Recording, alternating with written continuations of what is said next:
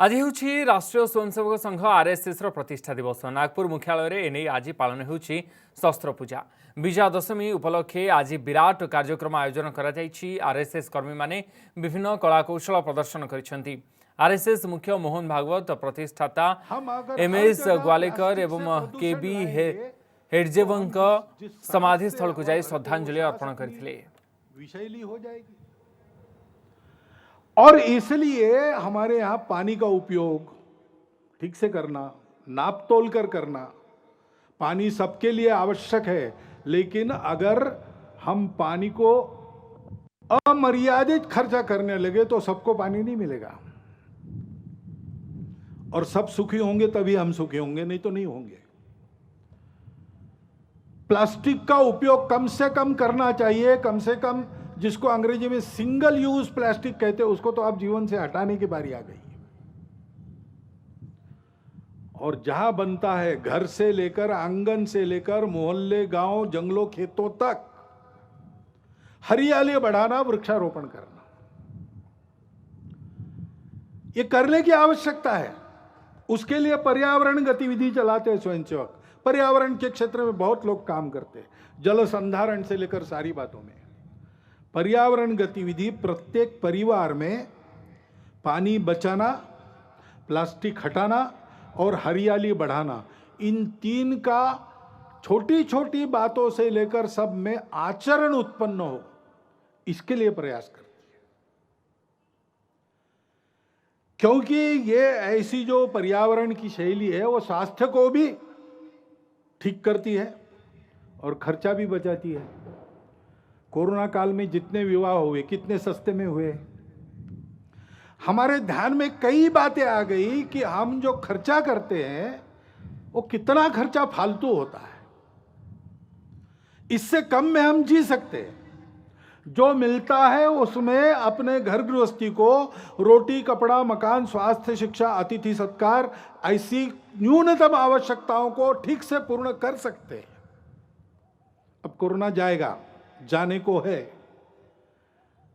अपनी सुधरी हुई आदत को फिर से नहीं बिगाड़ना, इसका हमको ध्यान देना पड़ेगा। और इसलिए पर्यावरण के साथ स्वास्थ्य को साधते हुए हमको यह भी प्रयास करना पड़ेगा कि सब प्रकार की पैथियों को मान्यता देते हुए अपने अपने पैथी का अहंकार, अभिमान तो रहना चाहिए, गौरव तो रहना चाहिए, अहंकार नहीं होना चाहिए। कुछ बीमारियों को कुछ पैथी में इलाज है, किसी में नहीं है। हर एक चिकित्सा पद्धति का अपना अपना तत्वज्ञान है। मतभेद हो सकते हैं, लेकिन विरोध नहीं होना चाहिए। सभी चिकित्सा पद्धतियों का समन्वय करते हुए सबको सुलभ हो सके ऐसी चिकित्सा हम दे सकते, क्योंकि कुछ पद्धतियों में इलाज महंगे हो जाते, उसका इलाज नहीं। कुछ पद्धतियों में वही इलाज बहुत सस्ता हो जाता उसी बीमारी का, और गुण भी मिलता है। तो इसलिए सभी पद्धतियों का समन्वय करते हुए कैसे आगे बढ़ेंगे, और सबको एकदम बहुत गंभीर चिकित्साओं का सामना नहीं करना पड़ता। छोटी मोटी रोज की बीमारियां होती है तो प्राथमिक चिकित्सा अपने गांव में ही उपलब्ध रहे, उसमें डॉक्टर वैद्य भी हो, और अंग्रेजी में कहते हैं बेयरफुट डॉक्टर्स, आरोग्य रक्षक, ऐसी भी कोई व्यवस्था बने। थोड़ी अधिक चिकित्सा करनी है तो जिला केंद्र पर सबके लिए उपलब्ध रहे, और बहुत उच्च स्तरीय, बहुत गंभीर चिकित्सा अगर आवश्यक है तो एक एक विभाग केंद्र पर, कमिश्नरी के केंद्र पर या बड़े कस्बों में उसकी व्यवस्था उपलब्ध रहे। इस प्रकार का एक तंत्र खड़ा करना पड़ेगा। ऐसा समग्र स्व के आधार पर सोचते हैं तो सबको सुलभ और सस्ती चिकित्सा का प्रबंध अपने देश में हो सकता है। वही बात आर्थिक मामलों की है। हम जानते हैं विश्व में जो प्रचलित अर्थव्यवस्था है उसके कारण कई समस्याएं भी खड़ी है, और समस्याओं का उत्तर उस व्यवस्था के पास नहीं है। सभी देशों में उसका पुनर्विचार चल रहा है।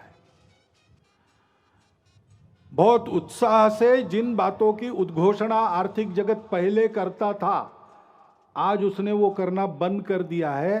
अंतर्मुख होकर विचार कर रहा है तीसरा रास्ता कौन सा है? तीसरा रास्ता हम दे सकते हैं। हमारे परंपरागत आर्थिक चिंतन की जो दृष्टि है वो पूर्ण है, अधूरी नहीं है। हमने उस स्व के आधार पर ये चिंतन किया है। एक शाश्वत सत्य हम पहले बताते हैं कि भाई अर्थशास्त्र क्यों है? मनुष्य की कामना पूर्ति के लिए साधन उपलब्ध कराने का शास्त्र ऐसा हो